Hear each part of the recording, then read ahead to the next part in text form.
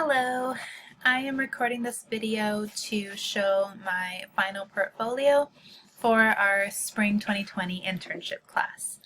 So here I have my portfolio. It's just a small, regular black leather binder. And inside I have sheet protectors for all of my documents. So whenever you open it up, the first thing that you have here is my resume. Unfortunately, I was not able to get colored ink to print out all my stuff. I only could get black and white ink, and my printer's not the best, but I do have my resume here, so whenever I am able to afford colored ink, I'll have a better design because like my name, the headings and things like that will be in a nice maroon color, so it'll help everything stand out. So I just have my education, my work experience, my skills, and all that good stuff. So that's my first page. And then whenever I open it to the next page, I have my table of contents with the page numbers. So I have a description of my internship, I have samples of my writing, and then I have my honors and awards, and then I have my reference letters at the end.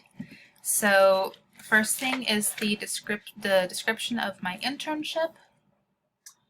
So the first thing I have listed are my goals and my goals of my internship that I created with Tara and Jordan before my internship started. So our biggest goal was for me to write about 10 articles throughout my time with them, which I succeeded at. So I wrote 10 articles for them, a mixture of both donor stories, stories about scholarships and different funds, as well as 2 articles that will be published in a couple magazines here in Las Cruces. And then the next biggest thing that they wanted to focus on for me was to help them create and finish their procedure manual for their office. So that was really a good experience to work on because I had never worked on a procedure manual before, so that was a really big learning experience for me, but it was really beneficial. And then the last I have on there is just learning overall the operations of an organization such as theirs and everything that goes into their scholarships and funds and endowments and their events and fundraisers and all that good stuff. So those were the 3 biggest goals that we had. And then in the middle, I have all the things that I worked on.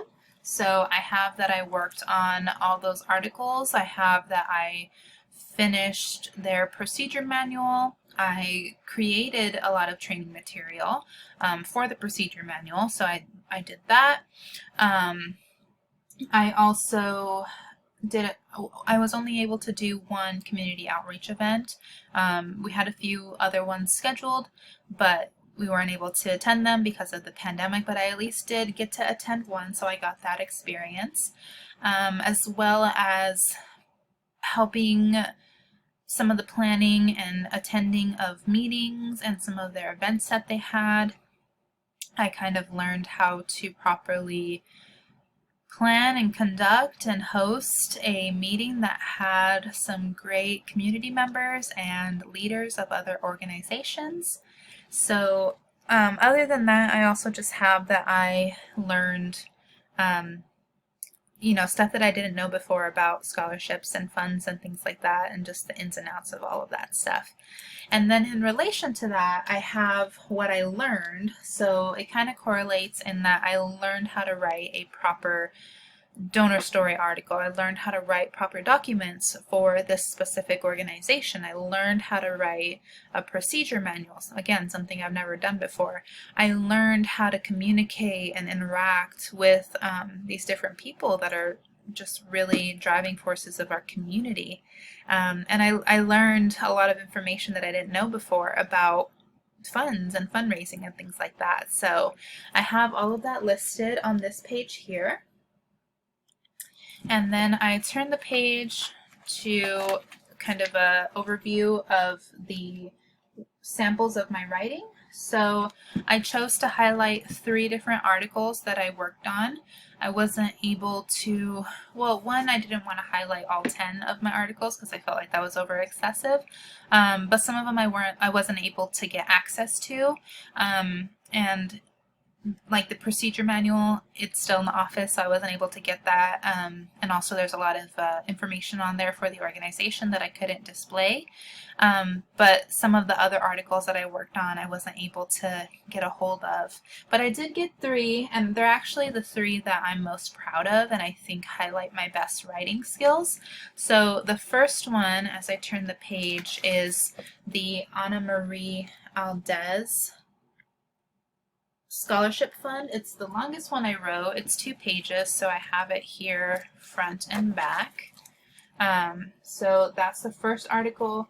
The second one I have here is the Adam Lascari Memorial Fund. It's a shorter article, but it got a lot of good reaction, so I highlighted that one. And then lastly, I have the article I wrote about Ronnie Wright and her Rotary Fund that was made in her honor. She was a really big part of the community, so it was kind of an honor to be able to write an article about her.